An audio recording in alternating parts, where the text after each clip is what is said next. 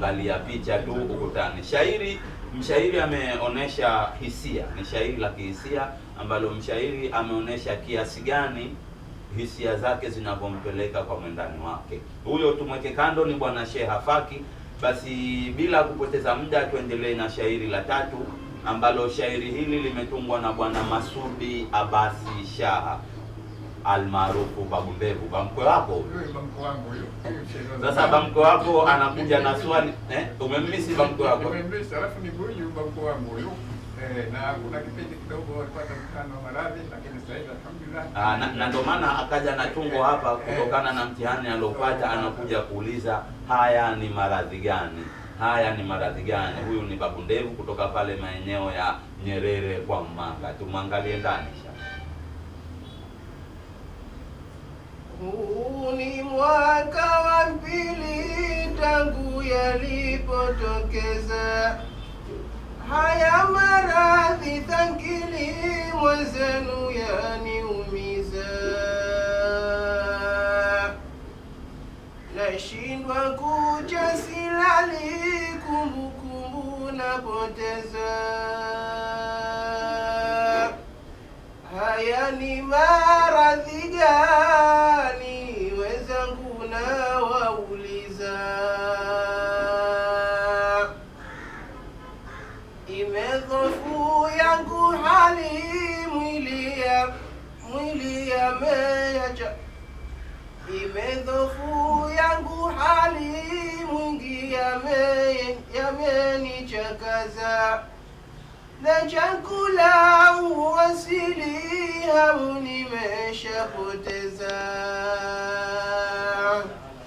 Imeniruka akili, wallahi nawaeleza.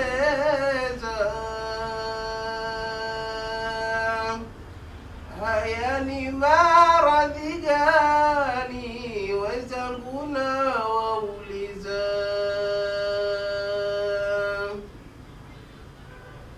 Nimepima mara mbili nipokuwa Uingereza.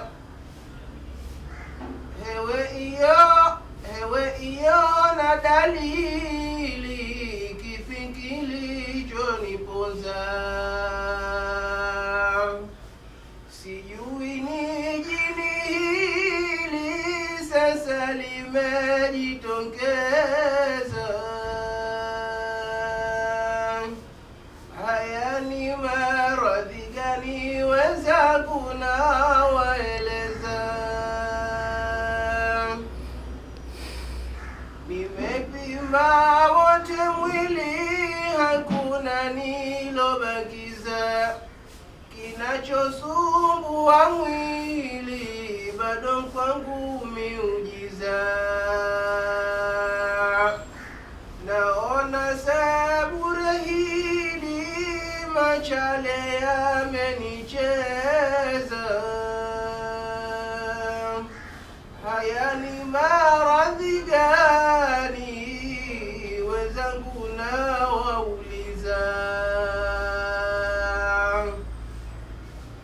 Kutatua jambo hili, pesa nyingi shapoteza, kwa waganga wa asili ramli wanoiweza. Haya yote sikujali, nekwenda hadi Muheza. Haya ni maradhi gani? Wenzangu nawauliza. Huko niliwakabili waganga kutoka Mwanza, nechinja mbuzi wawili, pia kafara ya pweza. Niokoe yangu hali, vyote navyoweza.